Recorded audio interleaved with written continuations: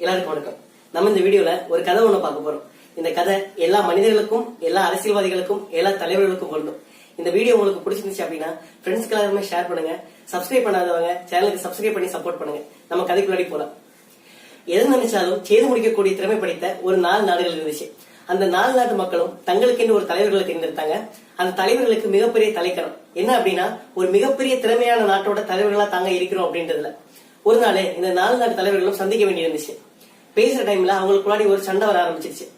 ஒருத்தர் சொல்றாரு, நான் நினைச்சா ஒரு ஏவுகணை அனுப்பி இந்த உலகத்தையே நான் எரிச்சிடுவேன் அப்படின்ட்டு. இன்னொருத்தர் சொல்றாரு, நான் நினைச்சா கடலுக்குள்ளாடியே ஏவுகணை அனுப்பி இந்த உலகத்தையே கரிச்சிடுவேன் அப்படின்ட்டு. இன்னொருத்தர் சொல்றாரு, இந்த உலகமே கடுகளவு தான் எனக்கு, நான் நினைச்சா இதை பொறிச்சே எடுத்துருவேன் அப்படின்றாரு. இன்னொருத்தர் சொல்றாரு, இந்த உலகம் என்னோட கண்ணளவுக்கு தான், நான் கண்ணசைச்சாலே போதும் இந்த உலகமே எரிஞ்சிடும் அப்படின்றாரு. இதெல்லாம் கேட்டுட்டு இருந்த அந்த வழியா போன ஒரு பெரியவர் சொல்லுவாரு, தலைவர்களே, இந்த உலகம் உங்களையும் சேர்த்துதான், அது நீங்க மறந்துடாதீங்க அப்படின்ட்டு. இது கேட்ட உடனே தலைவர்களுக்கெல்லாம் கொஞ்சம் அப்செட் ஆயிடும். என்ன, நம்மளும் இந்த உலகத்துல தானே இருக்கிறோம், இதை மறந்து போய் நம்ம இவ்வளவு நேரம் பேசிட்டு இருந்தோமே அப்படின்னு சொல்லிட்டு யோசிச்சுட்டு இருப்பாங்க. 4 பேரும் சேர்ந்து ஒரு முடிவுக்கு வருவாங்க.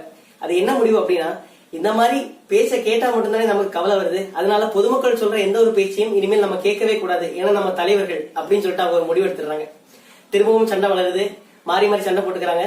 ஃபைனலா தாங்கள் என்ன சொன்னமோ அதை செய்து காமிச்சிடும் சொல்லிட்டு மாறி மாறி ஏவுகணைகளை அனுப்ப ஆரம்பிச்சிருவாங்க. பூமி எங்கும் கூக்குரல் ஒலிக்கும், கட்டிடங்கள் இடிஞ்சு விழ ஆரம்பிக்கும், மக்கள் எல்லாம் கருகி விழ ஆரம்பிச்சிடுவாங்க. தலைவர்கள் பதுக்கு கூலியில போய் பதுங்கிடுவாங்க. ஒரு நாள் தாண்டி வெளியில வராங்க. வெளியில வரும்போது இந்த காட்சிகளை எல்லாம் பாக்குறாங்க. அவங்களுக்கு ஒரு பெரிய சந்தோஷம் என்ன அப்படின்னா, அவர்கள் என்ன நினைச்சாங்களோ அதை செய்து காமிச்சிட்டோம் அப்படின்றதுல. அது ரொம்ப நேரம் நீடிக்கல. கொஞ்ச நேரம் கழிச்சு அவரோட மகனை தேடுறாங்க. மகன் இல்ல, மனைவி, குடும்பம் யாருமே இல்ல. அழ ஆரம்பிக்கிறாங்க. பசிக்குது, உணவு கொண்டு வரணும்னு சொல்லிட்டு ஆர்டர் போடுறாங்க. யாருமே உணவை எடுத்துட்டு வரல. உணவை இவங்களே தேடுறாங்க, உணவும் கிடைக்கல. படுக்கிறதுக்கு மெத்தைக்கு போறாங்க, மெத்தையும் அங்க எரிஞ்சு கிடக்குது. 4 பேரும் ரொம்ப கவலைப்படுறாங்க. இப்படியே போயிட்டு இருந்துச்சு அப்படின்னா அடுத்த சந்ததி எப்படி வரும்? பெண்களை தேடுறாங்க, பெண்களும் இல்ல. 4 பேரும் சேர்ந்து இப்ப ஒத்துமை ஆயிட்டாங்க. ஏன்னா ரொம்ப கவலை ஆயிட்டாங்க இல்லையா. 4 பேரும் சேர்ந்துட்டாங்க. இதுக்கான என்ன சொல்யூஷன் எடுக்கலாம்னு சொல்லிட்டு யோசிக்கிறாங்க. அவங்களுக்கு ஒரு வழி தோணுது. கடவுளை பார்த்து இந்த உலகத்தையே புதுப்பிக்க சொல்லலாம் அப்படின்னு சொல்லிட்டு கடவுளை பாக்குறதுக்காக 4 பேரும் கிளம்புறாங்க. 4 பேரும் நடந்துட்டே இருக்கிறாங்க. ஒருத்தர் சொல்றாரு, கடவுள் கோவில்ல இருப்பாரு. கோவில் இடிஞ்சு கிடக்குது, கடவுள் அங்க இல்ல. திரும்பவும் நடந்து போயிட்டே இருக்காங்க. இன்னொருத்தர் சொல்றாரு, கடவுள் இதயத்துல இருக்கிறதா நான் கேள்விப்பட்டிருக்கிறேன், நம்ம அப்ப இதயத்துல இருந்து கூப்பிட்டு பார்ப்போம், கடவுள் வருவார் அப்படின்ட்டு. கருணையே இல்லாத இடத்துல எங்க கடவுள் வருவாரு? கடவுள் அங்கேயும் வரல. நடக்கிறாங்க, எப்படியாவது கடவுளை பாத்துடலாம்னு சொல்லிட்டு நடந்து போயிட்டே இருக்கிறாங்க. ஒரு இடத்துல களைப்பாயிடுறாங்க. ஒரு மலை சாரல்ல போய் உட்கார்றாங்க. அவங்க உட்கார டைம்ல அந்த இடத்துல இருந்து ஒரு அழகான பாடல் இவர்களுக்கு காதுல கேக்குது. அதை பாடுறது ஒரு பெண். இவங்களால அந்த பெண்ணை பார்க்க முடியுது. இவங்கள இருந்து கொஞ்சம் தூரம் தள்ளிதான் அந்த பெண் இருக்கிறாங்க. அந்த பெண் ஒரு பறவை கிட்ட தூது சொல்ற ஒரு பாட்டு தான் பாடிட்டு இருக்கிறாங்க. அது இவங்களுக்கு காதுக்கும் கேக்குது. அந்த பெண் சொல்றா, பறவையே, இந்த உலகத்தோட அழிவுக்கு காரணமாயிருந்த சர்வாதிகாரிகள் எங்க இருந்தாலும் அவர்களை பார்த்தா நான் சொல்ற விஷயங்களை எல்லாம் நீ போய் சொல்லு. கடவுள் உயிரினங்களை படைச்சான். உயிரினங்களுக்கு பசிய வச்சு உணவுப் பொருளோட முக்கியத்துவத்தை அவங்களுக்கு உணர்த்தினான். ஒவ்வொரு உயிரினங்களும் வளர ஆரம்பிக்கும் போது அந்த உயிரினங்களோட வளர்ச்சியை கட்டுப்படுத்துறதுக்காக இன்னொரு உயிரினத்தை படைக்க ஆரம்பிச்சான். ஃபைனலா அந்த படைப்புல வந்த மனிதன் மற்ற உயிரினங்களை எல்லாம் கட்டுப்படுத்திட்டு அவன் வளர ஆரம்பிச்சான். மனிதர்களை படைக்கும் போது கூட கடவுள் கவனமா தான் இருந்தாரு. எந்தெந்த உறுப்பை படைச்சா அது பிரச்சனை பண்ணுமோ அதை ஒன்னா படைச்சாரு, எது பிரச்சனை பண்ணாதோ அது 2ஆ படைச்சாரு. அதாவது மனச ஒன்னா படைச்சாரு, மனசெல்லாம் நினைக்கிறத பேசுற வாயை ஒன்னா படைச்சாரு, காம விகார அங்கங்களை ஒன்னா படைச்சாரு. அவன் ஒன்னா படைச்சதை வச்சுதான் மனுஷன் பிரச்சனையா பண்ண ஆரம்பிச்சான். தேவையில்லாத சிந்தனைகளை வளர்த்தான், போர்வையை கொண்டு நிறுத்தினான். தேவையில்லாத விஷயங்களை பேச ஆரம்பிச்சான், சண்டையை வளர்த்தான். காதலிலும் அவன் உண்மையா இல்ல, பொய்யான காதல்னால வெட்டி கொள்ள ஆரம்பிச்சான். கடவுள் வாழ்ற பொறுப்பை மனுஷனுக்கு கொடுத்தாங்க, மனுஷன் வாழ்ற பொறுப்பை தலைவனுக்கு கொடுத்தான். தலைவன் சொல்ற பேச்சுக்கெல்லாம் அவன் வளைய ஆரம்பிச்சான். ஆனா இப்ப அந்த தலைவனை அவர்கள் எல்லாரையும் கொண்டுட்டான். எந்த ஒரு அதிகாரத்தினால இந்த உலகத்தை அவங்க கொல்ல முற்பட்டாங்களோ அதே அதிகாரத்துல இந்த உலகத்தை பிழைக்க வைக்க முயற்சி பண்ண சொல்லுங்க. அப்படி அவங்களால முடியலையா, கதறி அழ சொல்லுங்க. எதுக்காகனா, சோறு கேட்ட மக்கள் முன்னாடி போரை கொண்டு நிறுத்தணுமே அப்படின்றதுக்காக. அணுகுண்டுலையும் பெரிய பெரிய ஏவுகணைகளையும் அவங்க காட்டின திறமையை வச்சு ஒரு உயிரை பிழைக்க வைக்க அவங்களால முடியுமான்னு சிந்திக்க வைக்க சொல்லுங்க. தலைவனா இருந்தப்போ உலக சமாதானம் அவர்கள் கையில தான் இருந்துச்சு. அந்த தலைவர் பொறுப்பை வச்சுட்டு அவங்க என்ன பண்ணாங்க? அழிக்கிறத தவிர. இதை நீங்க அவங்க கிட்ட கேளுங்க அப்படின்னு சொல்லிட்டு பேசிட்டு இருக்கிறாங்க. இந்த பாடல தலைவர்களும் கேட்கிறாங்க. அவர்களுக்கு இதோட பொருள் புரியுது. ஆனா அவர்களுக்கு அந்த பொருளை பத்தி கவலை இல்லை. அவங்க கண் முன்னாடி இருக்கிற ஒரு பெண், அந்த பெண் தனக்கு வேண்டும்னு ஆசைப்படுறாங்க. அவங்க நடந்து போறாங்க. போற வழியில சண்டை ஆரம்பமாயிடுச்சு. கவலையில ஒண்ணு சேர்ந்தவங்க ஆசை வரும்போது திரும்பவும் சண்டை போட ஆரம்பிச்சிட்டாங்க. 4 பேரும் சொல்றாங்க, அந்த பெண் எனக்கு தான், எனக்கு தான். அந்த பெண்ணோட பக்கத்துல போய் நின்றுட்டாங்க. சொல்றாங்க, பெண்ணே, நாங்க எல்லாருமே உன்னை காதலிக்கிறோம். உங்களை கல்யாணம் பண்ணணும்னு ஆசைப்படுறோம். அந்த பெண் சொல்றா, நான் 4 பேர்ல ஒருத்தரை கல்யாணம் பண்றதுக்கு தயாரா தான் இருக்கிறேன். அந்த ஒருத்தர் யாருன்னு நீங்க தான் முடிவு பண்ணணும் அப்படின்ட்டு 4 பேரும் சண்டை போடுறாங்க. முடிவு வரவே இல்லை. சரி, உங்களோட குணங்களை எல்லாம் பத்தி என்கிட்ட சொல்லுங்க. உங்களுடைய குணங்கள்ல யாரோட குணம் எனக்கு ரொம்ப பிடிச்சிருக்குதோ அவங்கள நான் கல்யாணம் பண்றேன். 4 பேர் திரும்பவும் ஆரம்பிச்சுட்டாங்க. நான் நினைச்சா என்னால அது பண்ண முடியும், நான் நினைச்சா உனக்கு இது பண்ணுவேன் அப்படின்ட்டு. அந்த பெண் சொல்றா, நீங்க நினைச்சதுனால என்னென்ன நடந்துச்சுன்னு சொல்லிட்டு உங்க கண் முன்னாடியே நான் பாத்துட்டு இருக்கிறேன். நீங்களும் வேணா திரும்பி பாருங்க. நீங்க நினைச்சதுனால நடந்தது இது மட்டும்தான். சரி, அது இருக்கட்டும். உங்களுடைய மனசை எனக்கு காமிங்க. உங்களுடைய மனசுல யாரோட மனசு எனக்கு பிடிச்சிருக்குதோ அவங்கள நான் கல்யாணம் பண்றேன் அப்படின்ட்டு 4 பேரும் முழிக்கிறாங்க.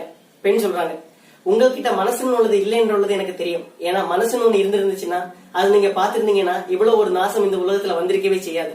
சரி, உங்களோட இதயத்தோட சதை எடுத்து எனக்கு காமிங்க, நான் உங்களை கல்யாணம் பண்ணிக்கிறேன் அப்படின்றாங்க. 4 பேரும் அலறாங்க, இதயத்தை எடுத்தா நாங்க இறந்துருவோம் அப்படின்ட்டு. ஒரே ஒரு உயிர், அது உங்களோட உயிரா இருக்கும்போது உங்களுக்கு கவலை வருது. சுத்தி இத்தனை மக்கள் இறந்து கிடக்குறாங்க, அவர்களோட உயிரை பத்தி என்னைக்காவது நீங்க கவலைப்பட்டீங்களா? உங்களுக்குன்னு வரும்போது தலைமுடி கூட பெருசா தெரியுது, ஆனா அவர்களுக்குன்னு வரும்போது அவர்களோட உயிர் கூட உங்களுக்கு மதிப்பில்லாம போயிடுச்சு இல்லையா? சந்திர மண்டலத்துக்கு மேல எல்லாருக்குமே ஆசை இருக்குது. இந்த மண்டலத்தில் இருக்க மக்களுக்காக நீங்க என்ன பண்ணீங்க யோசிச்சு பாருங்க. மேபி நான் உங்களை கல்யாணம் பண்றேன்னு கூட வச்சுக்கோங்க. நான் கல்யாணம் பண்ணும்போது நமக்கு ஒரு மகன் வருவான். அவன் யாரை கல்யாணம் பண்ணுவான்? மேபி அவனுக்கும் ஒரு பொண்ணு கிடைக்குதுன்னு வச்சுக்கோங்க. இந்த உலகமே பல்கி பெருகி ஒரு உயிரோட்டம் பிடிக்கிறதுக்கு பல கோடி வருஷங்கள் ஆகும். அப்படி உருவான ஒரு சமுதாயத்தை தான் இன்னைக்கு நீங்க முடிச்சுட்டு ஏறி நிக்கிறீங்க. ஜனநாயகம் ஜனநாயகம் சொல்லிட்டு பேசிட்டு இருக்கிறீங்க. அதை நீங்க தான் கண்டுபிடிச்சதான் பேசிட்டு இருக்கிறீங்க. உலகத்தோட முதல் அரசியலே ஜனநாயகம் தான். கற்காலத்துல வாழ்ந்த மனிதன் தான் கட்டுப்பாடு இல்லாம திரியிறாங்க அப்படின்றதுக்காக தங்களுக்குன்னு ஒரு தலைவனை தேர்ந்தெடுத்து தலைவர் சொல்ற வழியை பின்பற்ற ஆரம்பிச்சாங்க. அந்த தலைவன் கையில எப்பவும் அதிகாரமும் பணமும் புகழும் அளவுக்கு அதிகமாக தேங்க ஆரம்பிச்சோ அவன் சர்வாதிகாரியா மாற ஆரம்பிச்சான். சர்வாதிகார மனசு எந்த ஒரு மக்கள் அவர்களை தேர்ந்தெடுத்தாங்களோ அந்த மக்களை அழிப்பதற்காக அவங்களை தூண்ட ஆரம்பிச்சிருச்சு. பணம் இருக்கிற இடத்துல எல்லாமே சாதாரணமா தான் தெரியும். அவர்களுக்கு உணவுப் பொருள் ஆர்டர் பண்ண உடனே கிடைக்கும். அவங்க ஆர்டர் பண்ண கட்டிடங்கள் உடனே எழும்பும். ஆனா அவங்களுக்கு கட்டிடம் கட்டவும் தெரியாது, உணவுப் பொருளை விளைவிக்கவும் தெரியாது. அப்படி செய்யற மக்களோட கஷ்டமும் அவங்களுக்கு தெரியறதுக்கான வாய்ப்பே இல்லை. சரி, அதெல்லாம் விடுங்க. உங்களுக்கு கடைசியா ஒரு வாய்ப்பு தரேன். நீங்க எல்லாருமே மன்னிப்பு எழுதுங்க. நீங்க எழுதுற மன்னிப்புல எது எனக்கு பிடிக்குதோ அவங்கள நான் கல்யாணம் பண்ணிக்கிறேன். முதல்ல ஒருத்தர் எழுதுறாரு, நான் இந்த உலகத்துல அன்பையும் பாசத்தையும் நேசத்தையும் எல்லாம் விரும்பவே இல்லை, அதை பத்தி நான் கவலைப்படவும் இல்லை, அதனாலதான் நான் அந்த தப்பை பண்ணிட்டேன், என்னை மன்னிச்சுக்கணும் அப்படின்ட்டு. இன்னொருத்தர் எழுதுறாரு, இந்த உலகத்தையே விஞ்ஞானத்தோட ஒரு ஆராய்ச்சி கூடமா தான் நான் பார்த்தேன், அதனாலதான் இந்த உலகத்துல இந்த பெரிய தப்பு நான் பண்ணிட்டேன், என்னை மன்னிச்சுக்கோங்க அப்படின்ட்டு. இன்னொருத்தர் எழுதுறாரு, எனக்கு என்ன எழுதுறதுன்னே தெரியல, என்னால இருந்த எல்லா உயிரினங்களிடமும் நான் மன்னிப்பு கேட்டுக்கிறேன், என்னை மன்னிச்சுக்கோங்க அப்படின்ட்டு. 4வது ஒருத்தர் எழுதுறான், நான் பண்ணது எனக்கு தப்பா தெரியல, அந்த 3 பேர் தப்புன்னு சொல்லிட்டு இருக்காங்க, அவங்களோட தப்ப நான் மன்னிச்சிட்டேன் அப்படின்னு சொல்லும் போதே அந்த பெண் சிரிக்க ஆரம்பிச்சிட்டான். எல்லாம் முடிஞ்சு போற நிலைமையில கூட உங்ககிட்ட சர்வாதிகாரம் உள்ளது இன்னும் உங்களை விட்டு போகல. நீங்க எப்ப கூட மனசார மன்னிப்பு எழுதல. ஒரு பெண் இப்ப உங்களுக்கு வேணும்னு உள்ள ஒரு தேவையினால மட்டும்தான் நீங்க எழுத ஆரம்பிச்சிருக்கீங்க அப்படின்ட்டு.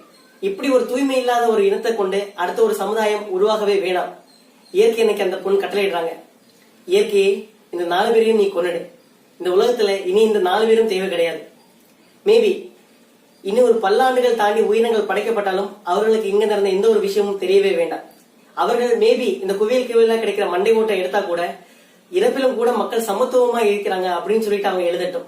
அப்படி ஒரு யுகம் உருவான கூட எல்லாமே 0ல இருந்து ஆரம்பிக்கும். ஒரு சர்வாதிகாரம் வந்து அந்த யுகத்தை முடிச்சு வைக்கும் அப்படின்னு சொல்லும் போது இயற்கை ஃபுல்லா பிறல ஆரம்பிக்குது. அந்த 4 பேரையும் இயற்கை உள்வாங்க ஆரம்பிக்குது. அந்த 4 பேரும் இறந்துடுறாங்க. இயற்கை எண்ணையும் அங்கிருந்து மறைஞ்சிடுறாங்க. இது கண்ணதாசன் எழுதின வனவாசம் புக்ல அவர் தெண்டல் அப்படிங்கிற ஒரு பத்திரிகை நடத்திட்டு இருந்தாரு. அந்த பத்திரிகையில அவர் எழுதின ஒரு கதை தான் இது. இதை படிக்கும் போது இது எல்லாருக்கிட்டையும் ஷேர் பண்ணும் அப்படின்னு சொல்லிட்டு தோணுச்சு. இந்த கதை உங்களுக்கு எல்லாருக்கும் பிடிச்சிருக்குன்னு சொல்லிட்டு நம்புறேன். ஃப்ரெண்ட்ஸ்க்கு எல்லாருக்குமே ஷேர் பண்ணுங்க, லைக் பண்ணுங்க, சப்ஸ்கிரைப் பண்ணி சப்போர்ட் பண்ணுங்க.